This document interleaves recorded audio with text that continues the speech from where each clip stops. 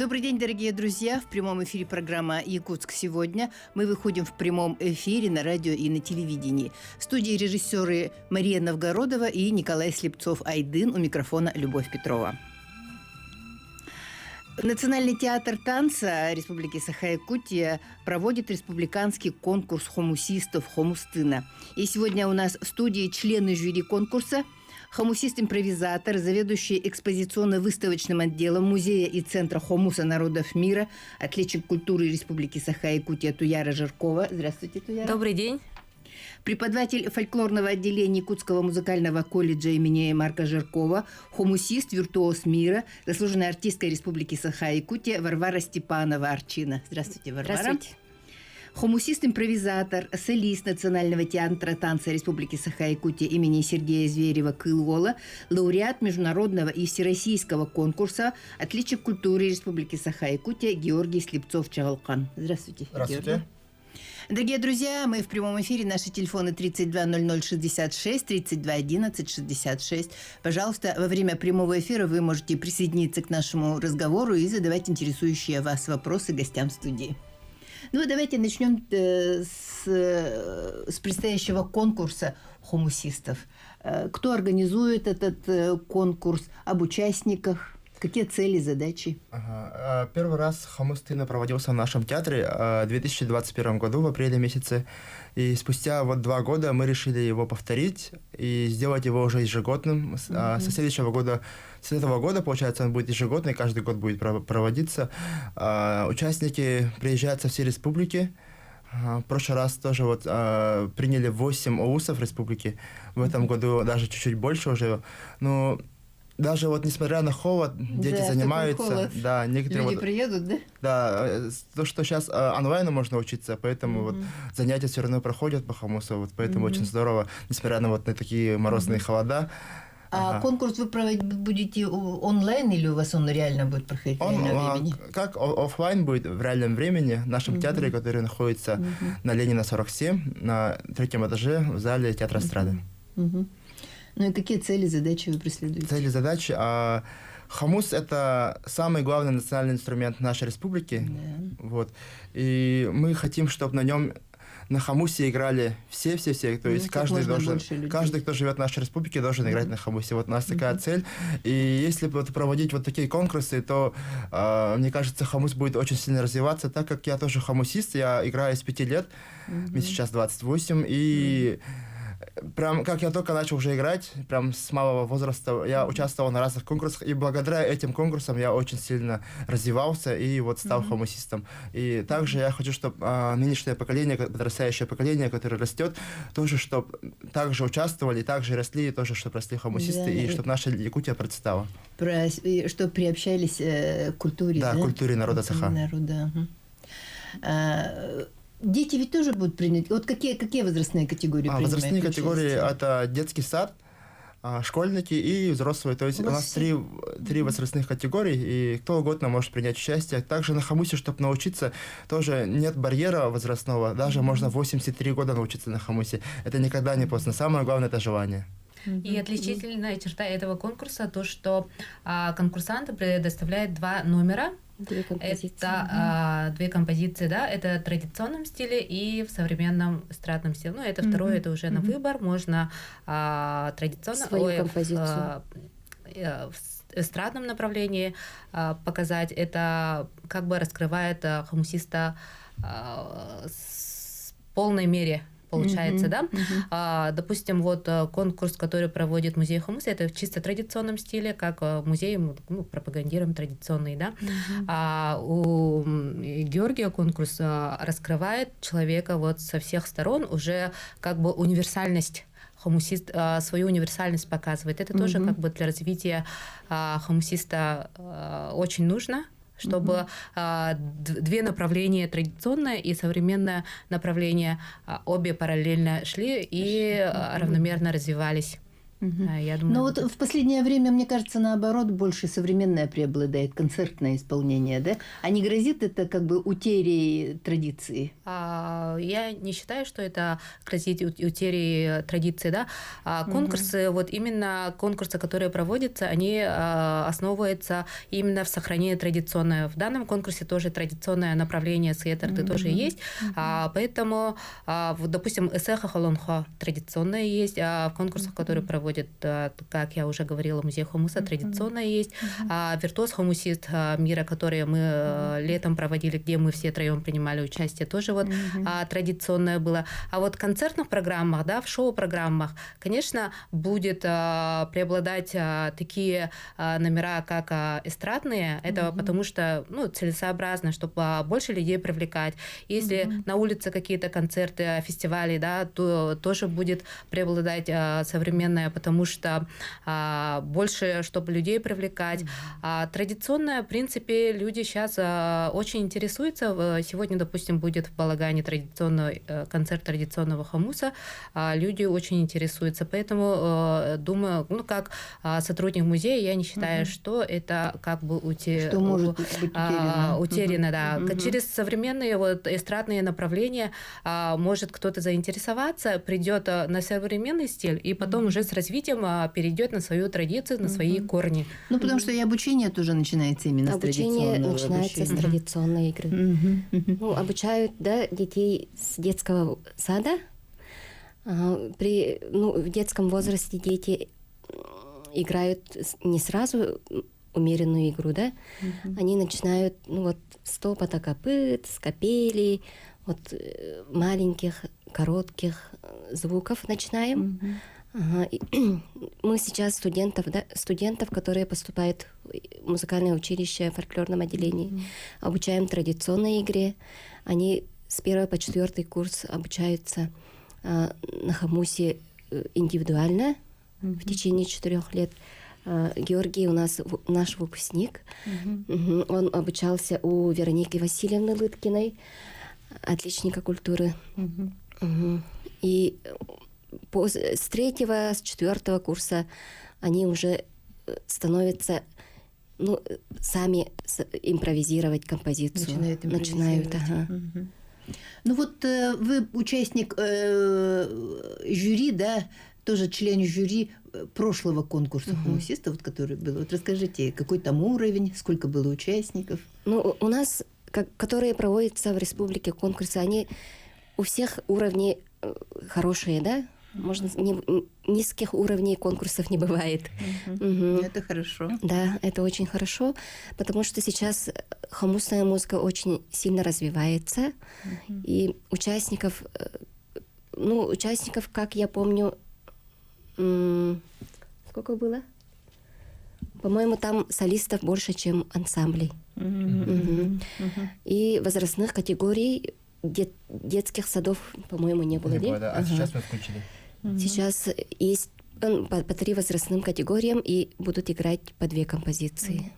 И детские, тоже дети маленькие тоже приходят, да, принимают участие? Да, принимают. Они прям очень маленькие, им 3 годика, и прям целый ансамбль, 30 человек стоят, одновременно играют как один человек. Вот это прям, когда я сижу в жюри, это меня шокирует, потому что маленькие дети, которым 3 года, как они могут так, да? Но так, оказывается, получается, у нас такие вот хорошие, очень сильно талантливые преподаватели у нас в Якутии. Вот это очень радует.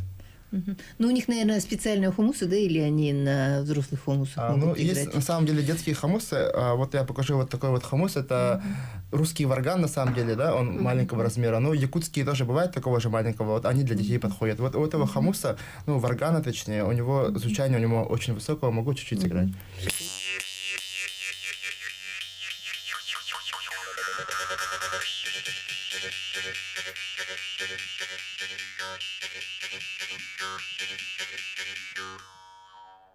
Вот такой вот маленький да удаленький варган. Да, Детям очень... такие вот звонкие, высокой тональности и мягким язычком хомуса. Наши якутские мастера тоже есть мастера, которые специализируются именно для которые делают детские хомусы.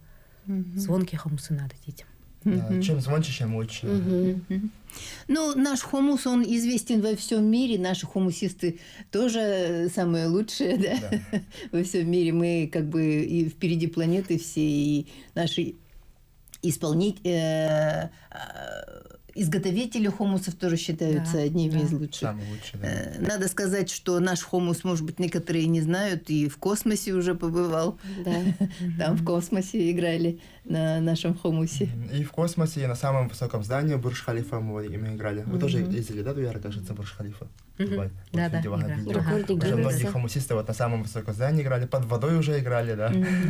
И рекорд Гиннесса же тоже, да, игры, массовые игры на хумусе. Да, 1300 человек, 44 человека одновременно сыграли одну мелодию. Это было в цирке, да? А на следующий день уже на цирке 3000 человек сыграли, даже больше. Даже больше. Но это не вошло, да? Ну, так как там нужно было считать по посадочным местам в цирке, поэтому... Но в следующий раз, если будем делать, наверное, в Триумфе сделаем, чтобы мы уже точно знали.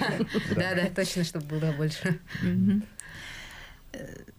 Вот сегодня, дорогие друзья, у нас собрались самые известные, самые титулованные хумусисты. Среди нас есть даже вот хумусист-виртуоз мира. Это Варвара Степанова-Арчина. Вот расскажите немножко о себе. Я преподаю в Якутском музыкальном училище колледже имени Марка Николаевича Журкова на фольклорном отделении. Училась я тоже там. Закончила и осталась преподавать. Училась я у Альбины Михайловны Дегтяревой.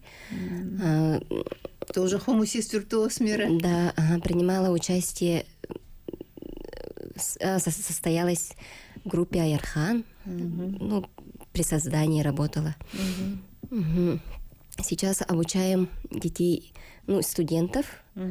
Помимо традиционной игры у нас обучаются и на хумусе по нотам. Игра на хумусе по нотам, который вел композитор Николай Савельевич Берестов. Есть специальные этюды, пьесы. Пьесы играем с фортепианой. И самый большое произведение — это концерт для хумуса с симфоническим оркестром Берестова. Георгий играл, да? Да, играл. И там нотированная, да? Нет, не нотированная. Хумус. Игра хумуса пишется на одной строке, не на нотном стане, да? На строке просто ритмическим рисунком. И это мы называем нотным, да? И есть некоторые обозначения. Все обозначения он оставил, Николай Савельевич Берестов.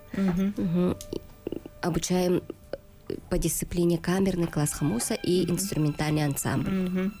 Дорогие друзья, мы сейчас прервемся на рекламу. После рекламы вернемся в нашу студию и продолжим разговор с нашими гостями. Не переключайтесь.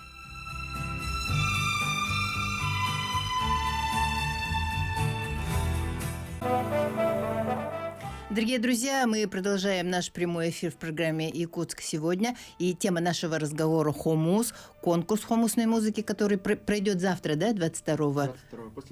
Послезавтра, 22 января, в Театре танца, Национальном театре танца Республики Саха-Якутия. Варвара, пожалуйста, вам слово.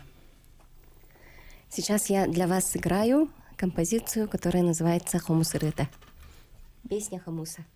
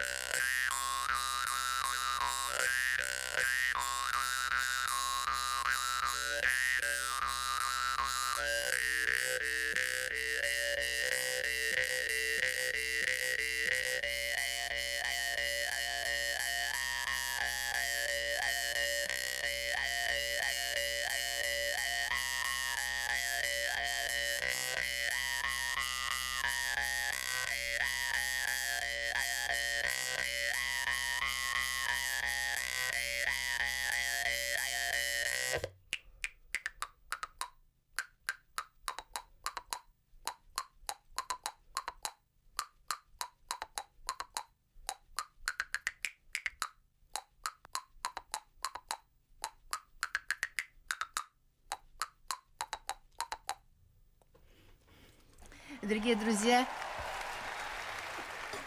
вы слушали композицию Хомусырета, песню Хомуса в исполнении хомусиста, виртуоза мира Варвары Степановой Арчины. Спасибо.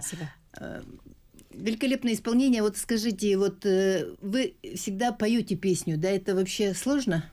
Нет, когда играю, я сама пою, да, народные песни. А вот композиция создалась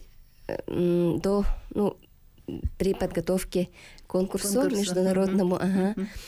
И раньше играла в таком стиле играла Аграфена Птицына. Сама она из Мегино-Каргаласского областа. И Лука Николаевич Турнин тоже играл в таком стиле. У нас, сейчас прервемся, у нас телефонный звонок. Алло? Алло, здравствуйте. Здравствуйте. Здравствуйте.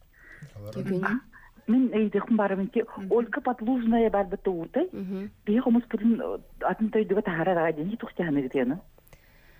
Халы аппетитно. Олена, кидемолна Альбин Ханна юремте. Музыка тüküskotер фортепиано отделением тербиде. Отон кини кроордаттан аньододи. Комуска волхин бейте биле хакалы юренен бейте атнум ому керәре хакатылын бахылан.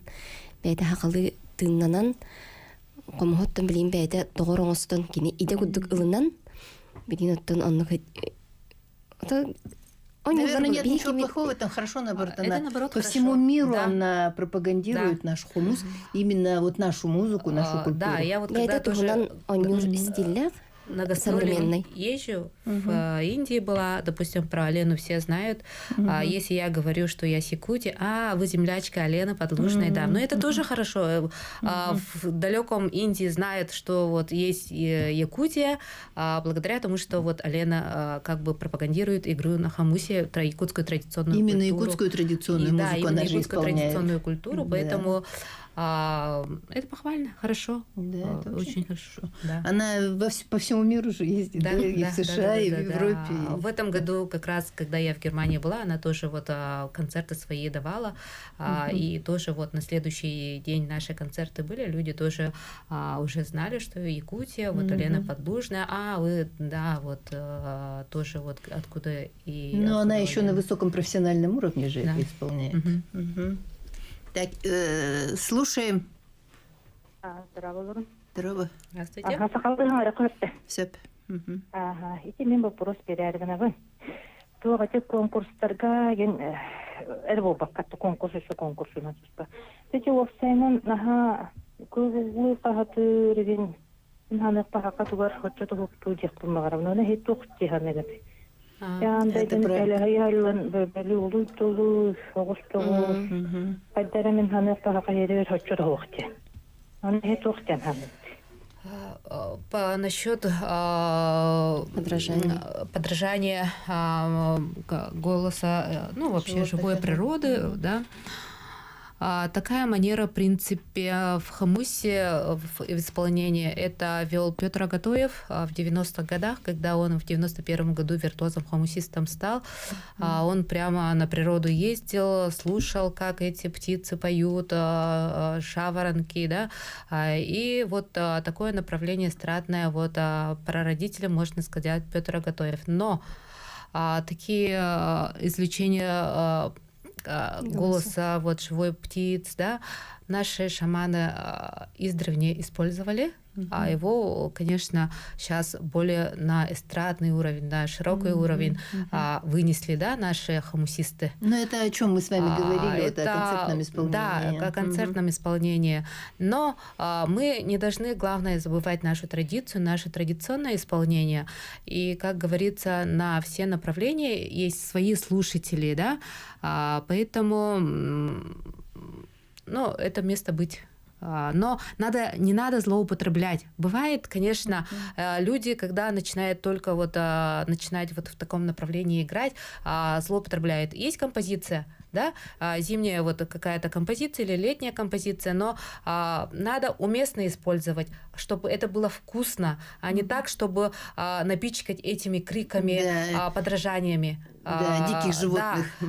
Ну, для этого проводятся мастер-классы, чтобы люди обучались, поэтому, ну, как бы иногда бывает ошибается, но человек, который пробует, ошибается, поэтому... Ну, этому стилю он имеет место быть, этот стиль. Да. Ну вот, Варвара, расскажите немножко вот о вашем участии в этом конкурсе, в котором вы победили. Вот вы все втроем принимали участие, да, в этом конкурсе. А вот Варвара, победитель среди нас сидит. Как вы выступали, как вы готовились? Готовилась я долго. Я как раз сидела в отпуске декретном, поэтому для меня было время подготовиться, да. А так, отборочный тур мы прошли почти год назад, да? В октябре. В октябре прошли, и 21-го.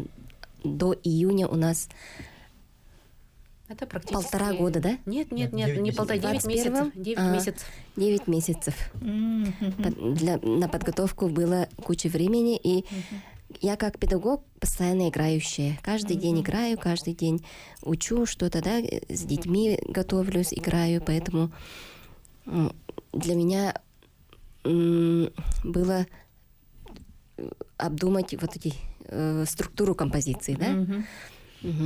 Там не импровизируем, там четкая композиция должна быть. Ну вот как я... Вот все это вы авторская ваша, да? Как я исполнитель, вот говорила, да, песен, народных песен, я сразу подумала, ну я включу песни в игре, я сначала хотела просто мелодии играть, а потом думала. Мелодии многие играют, мы все играем. Вот ее именно отличительная черта была то, что с песней. Именно, да, вот я слышала этот конкурс, была на конкурсе, и вот именно особенность ваша. Ну, это не моя, да, особенность, это традиционная. Раньше исполняли, вот как говорила Лука Турнин. Ну вот на конкурсе-то вы вот прозвучали так. Ну вот и что этого дает сейчас, вот это вот то, что вы победитель конкурса, что вы хомусист-виртуоз мира?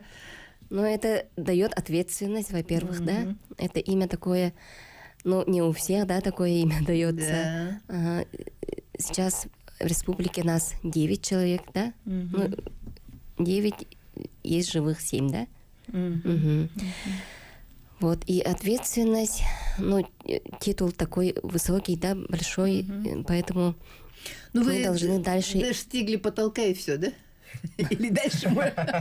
Ну, наверное, не потолок, да?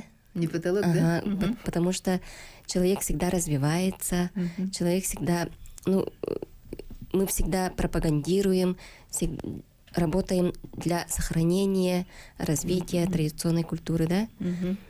И это ответственность такая.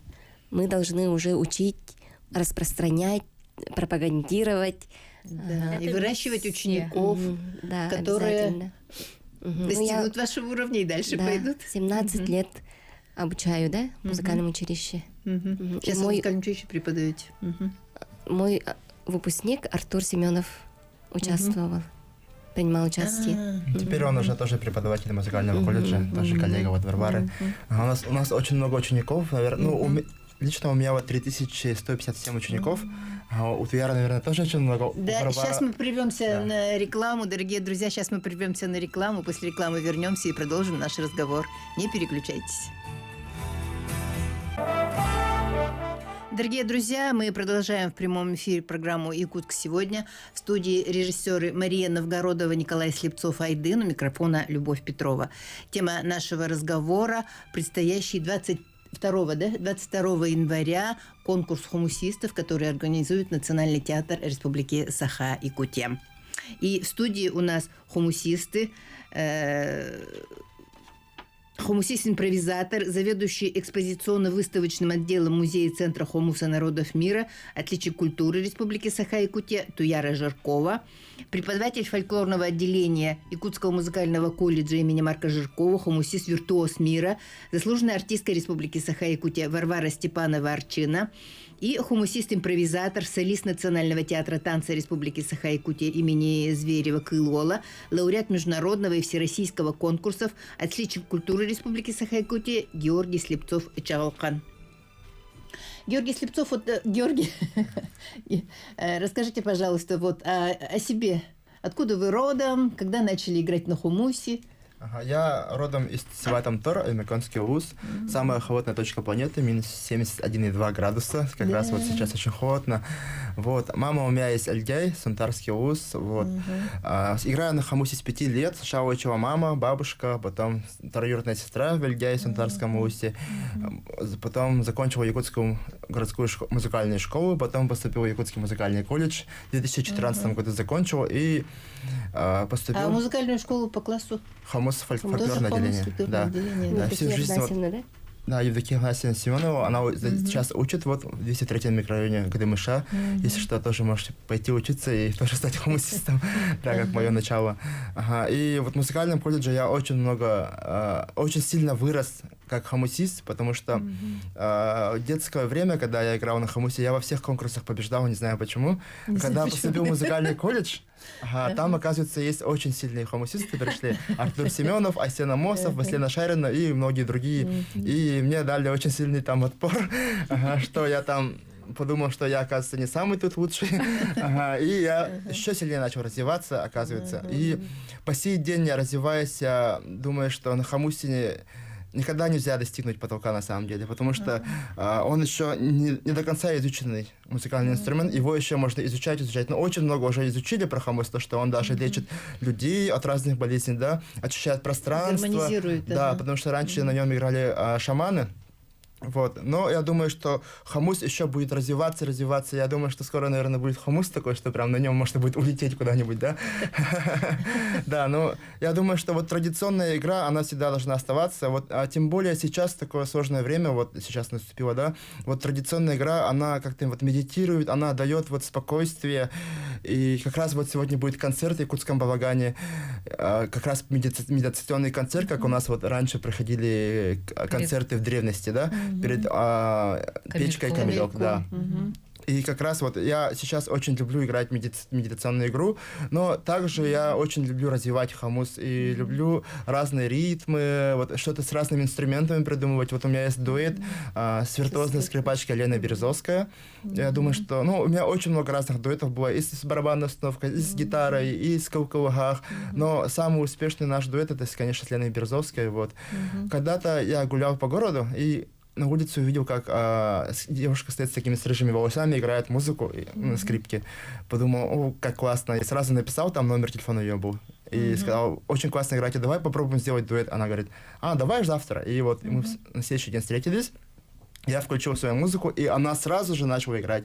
И так классно получилось, что я ей сказал, давай завтра запишем. На следующий день мы записали в студии, потом мы записали, я говорю, ой, как классно, а давай завтра на видео снимем. Я позвонил видеографу, мы поехали в Чучурмуран, поближе от города. Там же сняли видео, запустили его в сеть, и все.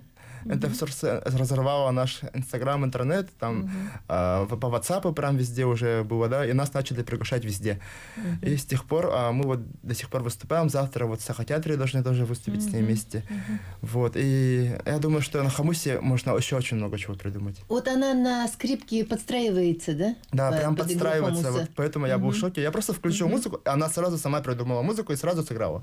Вот поэтому я был очень Но тоже удивлен. она, значит, импровизирует. Да, импровизирует. Профессиональный музыкант. Да, профессиональный музыкант. Она вот закончила высшую школу музыки, работала с виртуозами Якутии, скрипачками. А потом она устроилась в филармонии, теперь она работает в театре оперы и балета.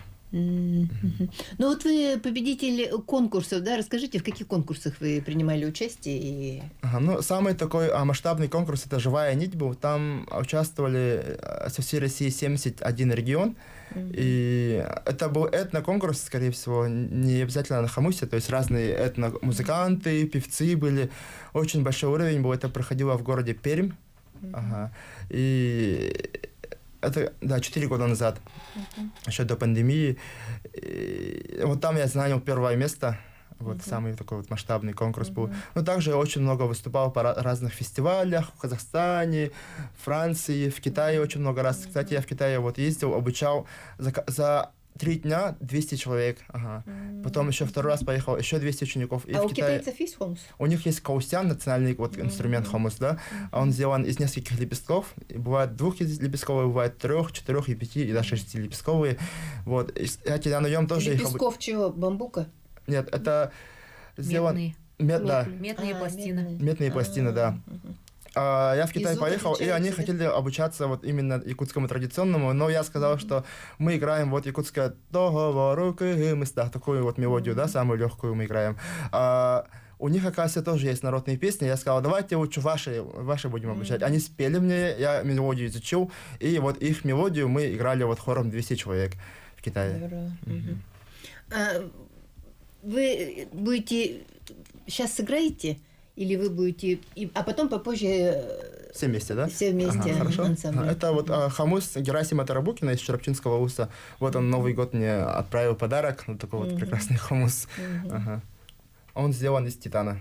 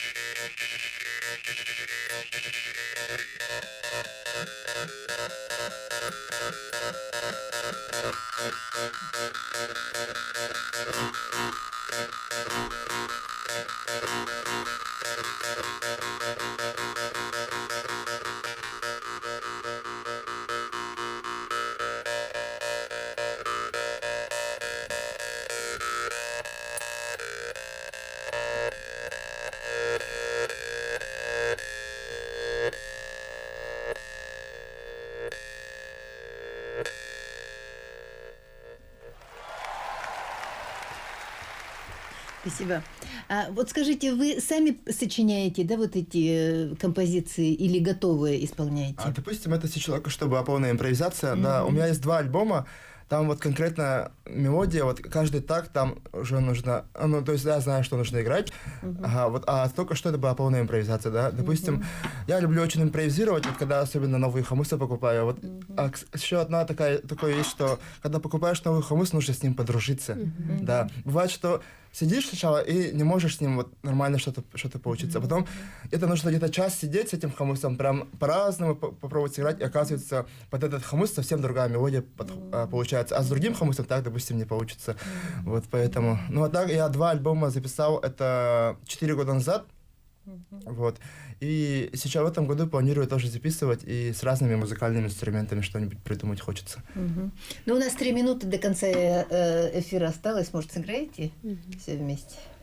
У нас, кстати, ни разу мы вот так вот втроем не играли, но сейчас тоже так же будет полная импровизация. Я думаю, что мы в традиционном стиле, наверное, исполним, да? Ну, вы виртуозы, исполните. Варя Гала.